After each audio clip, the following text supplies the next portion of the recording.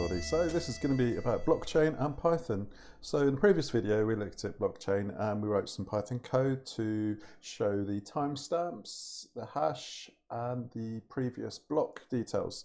So I just want to focus this time on something called proof of work, which is linked inextricably with Bitcoin. And here we go. Let's read what proof of work is all about. In Bitcoin mining terms, it's how new blocks of transactions are updated in the Bitcoin ledger, known as the blockchain. So I'm not going to read all this, so you can read it all on the screen. What we're going to look at is actually how it's done, why it's done. So we'll look at how it's done in a minute, but obviously why it's done so that you've got many machines all competing to update the ledger.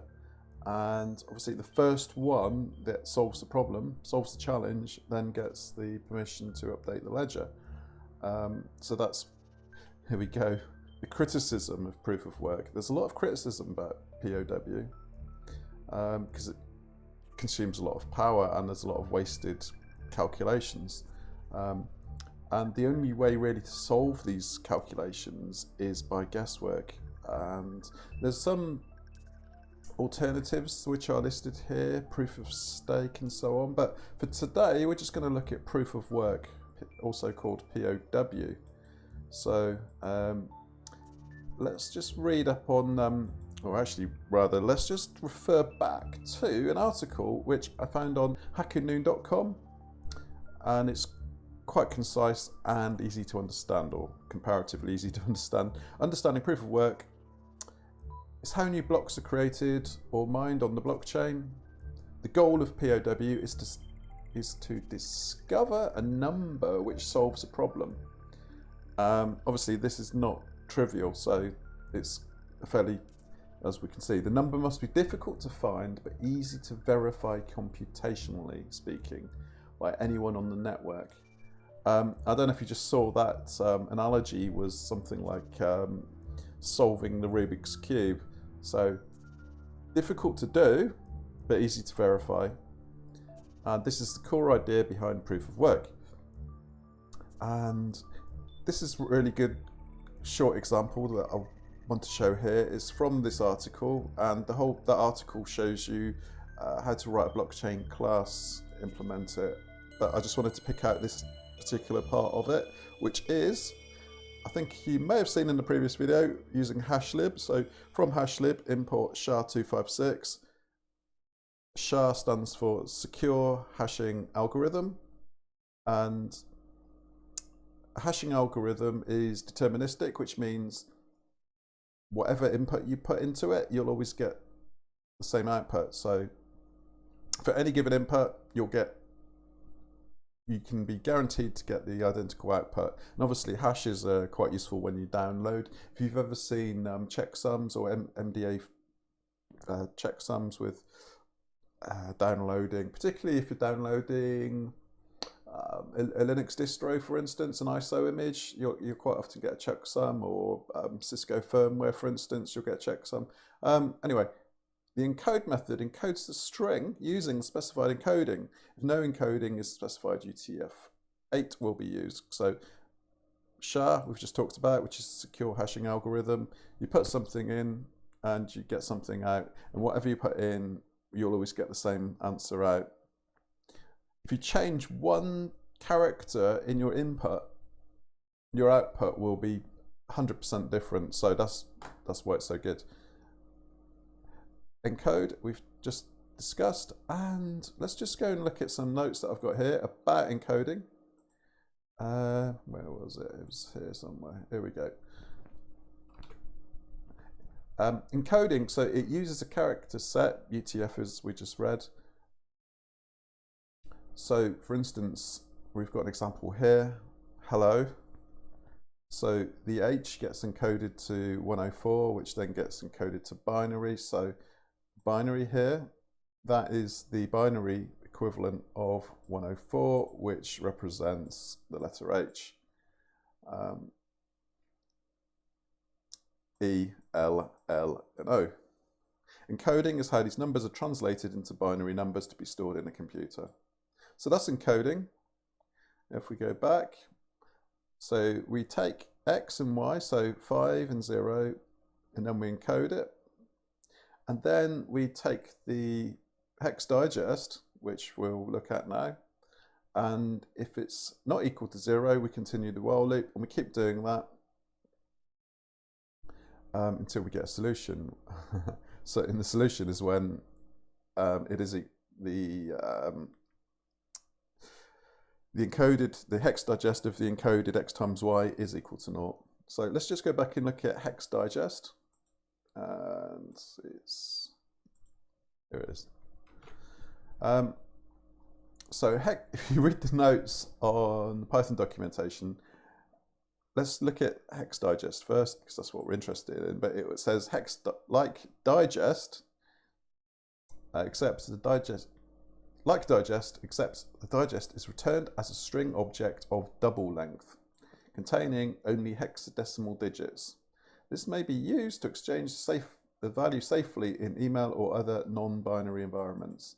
So it's like digest. So if we go above, what does digest do? Digest returns the digest of the data passed to the update method so far. This is a bytes object of size digest underscore size, which may contain bytes in the whole range from 0 to 255.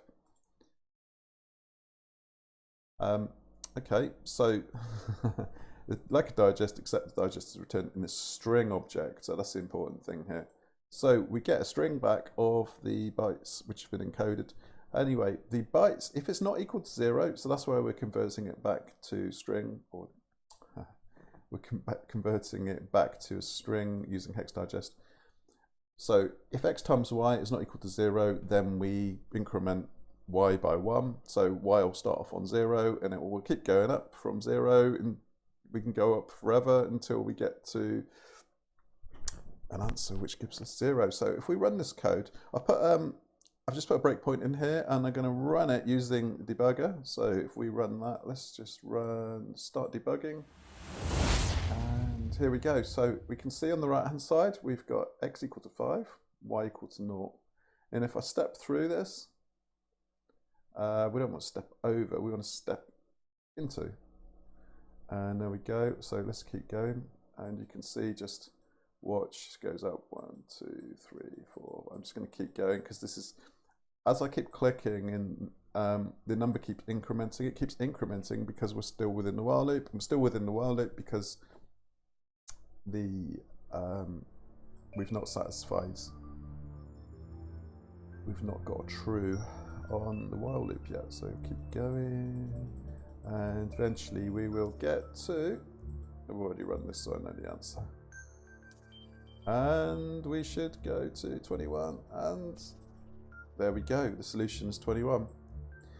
So this is an example of a fairly simple proof of work, but it hopefully demonstrates the concept.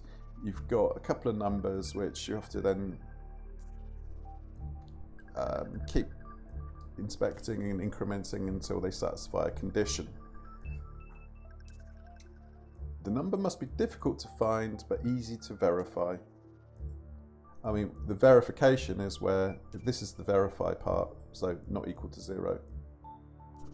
Good, so this has been a quick look at how to solve proof of work. And the point of proof of work is that competing miners compete to solve the proof of work. The one that solves proof of work first then gets the privilege of updating the ledger and doing the mining. So this is, if you want to read more about it, go to hackernoon.com, learn blockchains by building one. Let's just go there, I'll just show you it. So it's a good article. Before you get started, remember that the blockchain is an immutable sequential chain of records called blocks. They contain transactions, files, or any data you like, really. So yeah, that's the common perception is that blockchain is solely used for crypto coins and for transactions of money or of currency, digital currency. So yeah, the important thing is that they're chained together using hashes. So we talked about SHA in the previous video. So if you'd like to find out more about that, then look here. Who is this guide aimed at? You should be comfy reading and writing some basic Python. So this is good. What you'll see is the creation of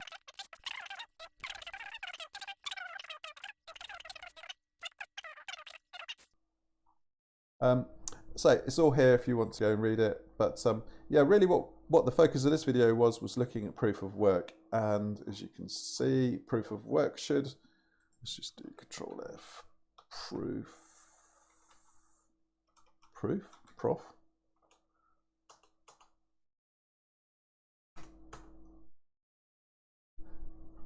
The proof given by the proof of work algorithm.